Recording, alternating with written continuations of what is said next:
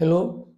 आज मैं वैसे स्टूडेंट से बात करना चाह रहा हूँ जिन्होंने आईआईटी जेई मेन और एडवांस टेस्ट दे दिया है और अब आईआईटी एडवांस टेस्ट के रिजल्ट का इंतज़ार बेसब्री से कर रहे हैं।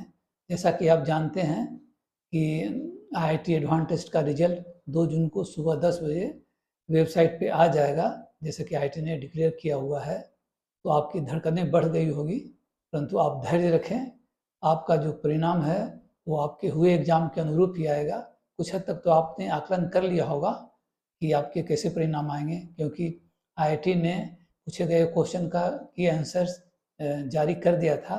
तो इसे आपने मिलान कर लिया होगा और आपने बहुत हद तक आकलन कर लिया होगा कि आपका क्या परिणाम आने वाला है। रिजल्ट आने के बाद आपको जोसा के वेबसाइट पर काउंसलिंग करना होगा, जो कि 3 जून से लेकर 28 जुलाई तक चलेगा। यह counselling 23 IIT, 32 NIT, 26 triple IT तथा 47 जीएफटीआई के लिए होगा। काउंसलिंग के लिए तैयारी भी करनी पड़ती है। इसके तहत पहले तय करना होता है आपको कि आप किस डिसिप्लिन में अर्थात किस सब्जेक्ट में इंजीनियरिंग की डिग्री प्राप्त करना चाहते हैं। सेकंड में आप चूज करेंगे कि इन सब्जेक्ट के लिए कौन से आईआईटी में आप जाना चाहते हैं। आपका ऑल इंडिया रैंक कोई भी हो, लेकिन फर्स्ट फेज में आप इन सब्जेक्ट के लिए आप आईआईटी का ही चयन करें, क्योंकि हर एक स्टूडेंट का लक्ष्य होता है आईआईटी से डिग्री प्राप्त करना और आईआईटी का वर्ल्ड वाइड रिकॉग्निशन भी है।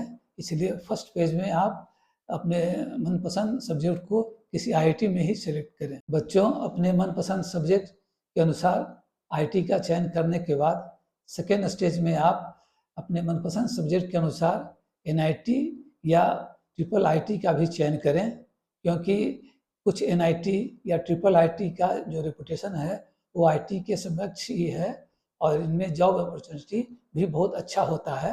एक बात ध्यान रखें आप कि किसी भी संस्थान से आप डिग्री लें, आपको अपने लाइफ में अच्छा करने का अवसर हमेशा मिलता है। मान लिया जाए किसी भी इंस्टीट्यूशन से आपने डिग्री ले लिया है, तो फर्दर आप आईएम से मैनेजमेंट कर सकते हैं या फिर सिविल सर्विसेज का एग्ज़ाम दे सकते हैं या इंजीनियरिंग सर्विसेज का एग्ज़ाम दे सकते हैं। इस प्रकार आप अपने प्रोफेशनल लाइफ में अच्छा कर सकते हैं। मेरी ओर से आईआईटी में चयन के लिए या प्रोफेशनल लाइफ में बेहतर करने के लिए आपको ढेर सारी शुभकामनाएं हैं। Thank you.